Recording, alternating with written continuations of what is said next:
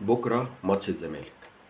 الماتش ده من الآخر محتاج 11 لاعب راجل جوه الملعب، ويفضل دايما تركيزك على اللاعب اللي انت بتلعب قدامه، وازاي ان انت تركب الخصم بتاعك لاعب قصاد لاعب.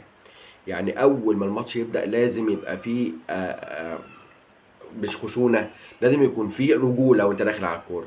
لازم اللعيب اللي قدامك يهابك، يعرف ان الكورة اول ما هيلمسها هيلاقي واحد داخل عليه على طول، ضاغط عليه على الكورة، ولو مش على الكورة لازم يعمل فاول تكتيكي، فيبتدي هو يقلق منك انت كخصم ليه، فيبتدي الابداع بتاعه او الفكر بتاعه اللي هو قادر ومتعود عليه دايما في اللعب، ان هو يقل بحوالي على الاقل 30 40% من اللي انت عملته ده، وتبتدي تركبه انت نفسيا انت كلاعب. فالماتش ده بيجي بحته تفاصيل صغيره قوي بتفرق فيه، وان انت دايما تطرح اسئله على اللعيب اللي قدامك، انا هعمل ايه دايما؟ انا قدامي لعيب قوي، قدامي لعيب مصحصح، قدامي لعيب مركز. لو انت قدرت تعمل ده في اول كورتين دايما في اللعيب اللي قدامك في مركزك واللي انت بتلعب قصاده، 30 40% من مستواه هيقل وانت تركبه نفسيا وهتمشي الماتش زي ما انت عايز.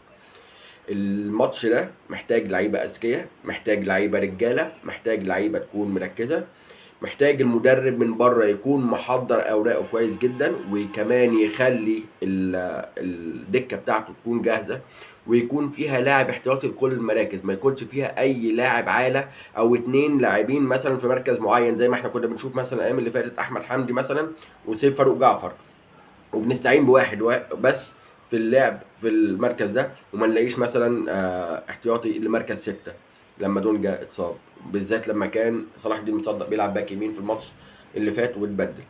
فاحنا محتاجين اللعيبه تكون رجاله، المدرب يكون مصحصح جدا محضر اوراق وعامل سيناريوهات الماتش.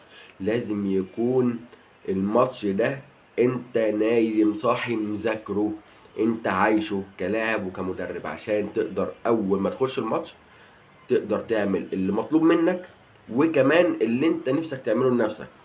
في اوريدي هم كفريق للنادي الاهلي هيبتدوا يضغطوا عليك عالي عشان يبتدوا يغلطوك، عشان يبتدوا يلعبوا على محمد صبحي في الضغط العالي، لانه بيتاخر كتير في ان هو يطلع بالكوره، احيانا بيطلع بيها صح ولما بيتزنق بيطلع بيها بره. بس الاهلي بيبقى مهما حصل، انت لما بتلعب قصاده الاهلي او الزمالك دايما بيبقى في حاجه اسمها خضه او ربكه شويه بتحصل عن لما بتلاعب فرق تانية، حتى لو الفرق دي قويه في الضغط برضه، بس دايما اسم الاهلي والزمالك يبقى بيفرق في شويه سنه توتر كده، فهيبتدوا يلعبوا عليك ضغط عالي. لو انت قدرت تعمل الكوره صح وتلعبها وتطلع بالكوره صح من ورا لقدام، وحطيت دايما خوان بزيرة في موقف واحد على واحد، ايا كان الباك اللي هيلعب قدامه، وغالبا اللي هيلعب عليه كوكا، وطبعا احنا عارفين ان هو مش مركزه الاساسي باك شمال.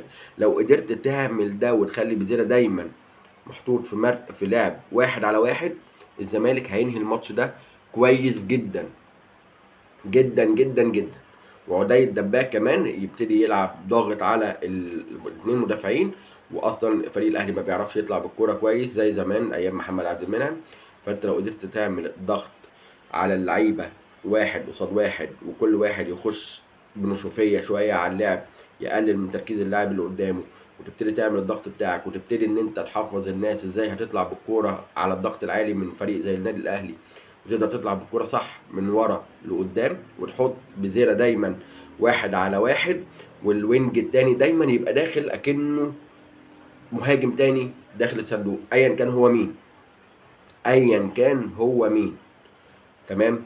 الماتش هيبقى بتاعك بنسبة 70%. 70%.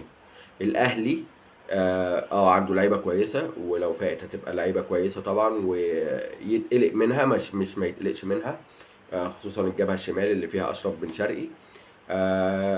لازم عمر جابر يخلي باله جدا. اول ماتش لعبه اشرف بن شرقي جاب جون فينا لما عمل التحول، جراديشار عرضها له من الناحيه اليمين وهو كان جاي قاطع من الناحيه الشمال، وسابق عمر جابر بخطوتين. عمر جابر ما يسرحش، بالذات في الكرة العرضية. التغطية العكسية لازم يكون عاملها كويس جدا، لازم يبقى باصص دايما اشرف بن شرقي بيتحرك فين، وحافظ تحركاته من غير كورة من قبل ما يلعب، يبقى عارف على طول. هو مجرد ما الكرة دلوقتي تبقى ناحية اليمين، هو عارف اوريدي من غير ما يبص على اشرف بن شرقي هو بيروح يغطي فين، وعارف تحركات اشرف بن شرقي بيروح فين.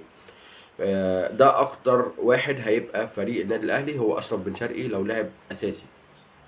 فخلي بالكم جدا.